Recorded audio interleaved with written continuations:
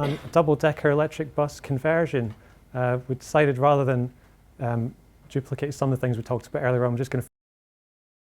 And yeah, this is the intention behind it was to do the first double-decker electric bus conversion we think in the world, and hopefully not the last. And it begins really about 4.5 years ago. Despite York being a beautiful, magical city, it does have air quality problems like all the cities in the UK.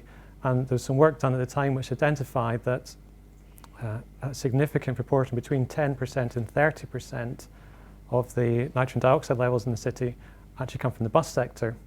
And for us, this is a big problem because York, if you know York at all, it's a very pro-bus city. We have a quality bus partnership, we have a better bus area, we have really good bus patronage, which is busting the national average. We're actually increasing bus patronage year on year. And yet, buses are also simultaneously causing pollution.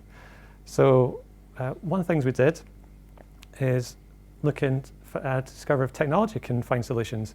This is back in 2012. We started to look at all the routes in York. We looked at every single route and said, where would you use an electric bus, and where would it be possible?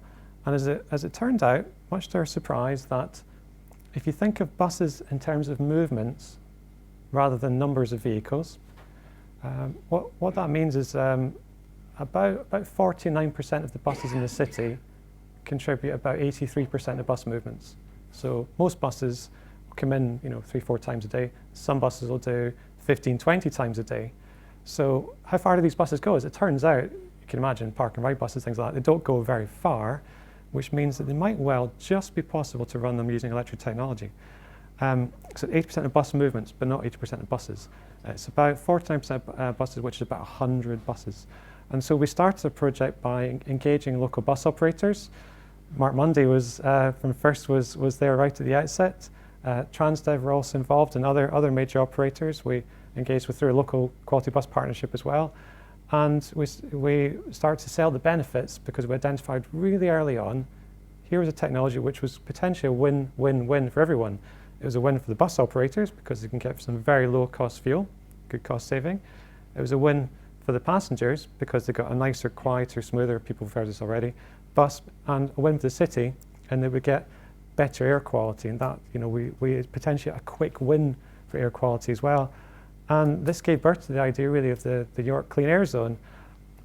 This is slightly different to what you may have heard in the national press.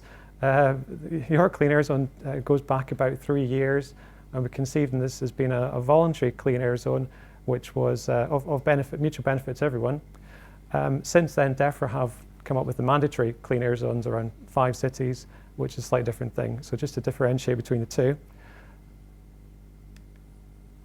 I won't dwell too much on these, but out of the initial discussions of the project, there was the local bus operator first made a bid for 6 electric buses to run on a park and ride service. And before they'd actually taken delivery of them, they then ordered another 6. So we ended up with 2 full electric park and rides, which is one of the outputs from the project.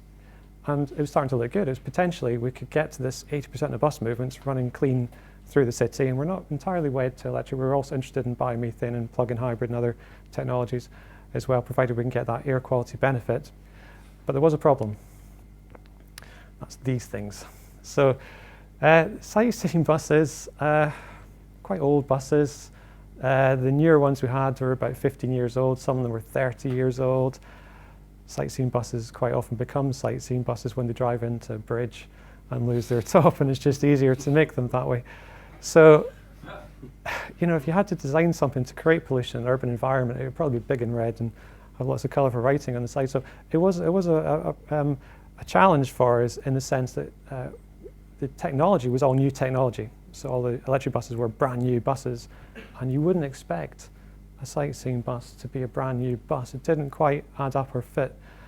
So we said, okay, what can we do? What are the options out there? How are we going to solve this problem? And the solution came from a collaboration of various different parties. There was Magtech, who are a Yorkshire-based supplier of equipment. They actually were the OEM supplier into Optare at the time, and we knew Magtech's equipment and history.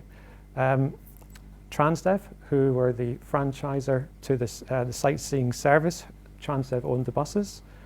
Department for Transport had a Clean Bus Technology grant at the time, back in 2013, and a lot of that went to retrofitting in terms of exhausts, but we said, would you be willing to fund, as a one-off, trial, this electric bus project?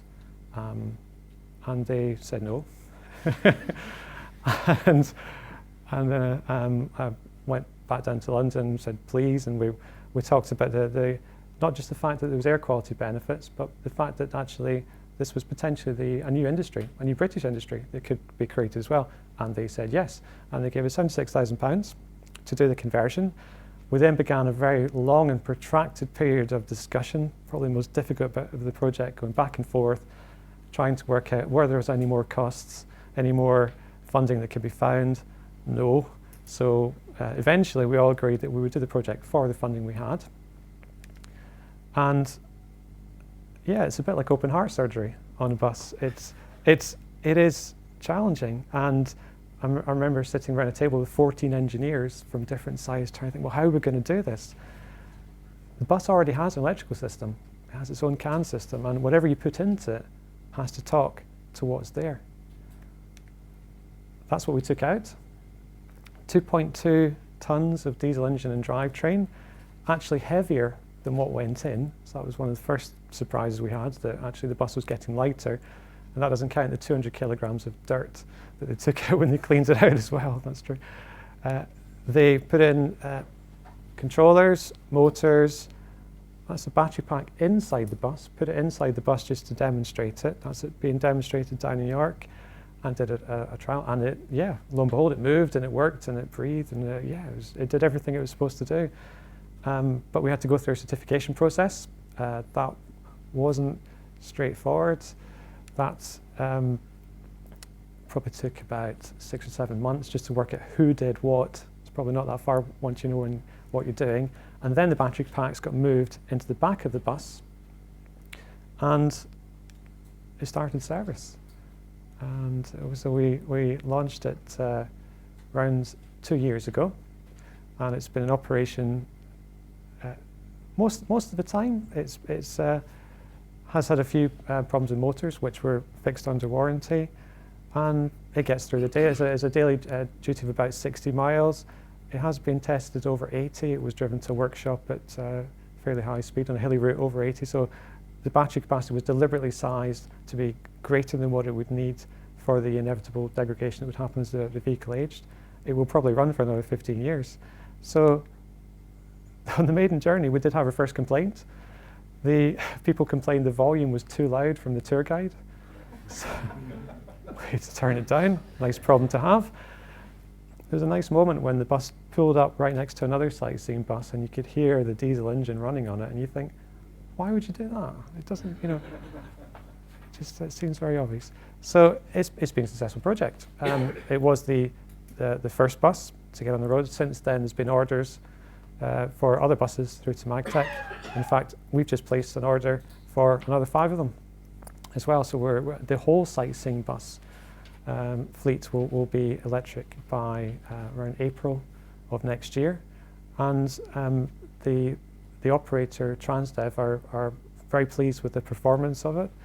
And we're interested in terms of what improvement this will have on the passenger experience, and if we can get all the fleet to go electric, can we brand it this way, and how can this increase passenger usage of it as well? So it's not the only electric bus operation in the city, but to cut a very long story short, we also have the park and rides, which are now over 1 million kilometres, and we are on our way to becoming a low emission bus city. And I'll end it there. Thank you very much for listening.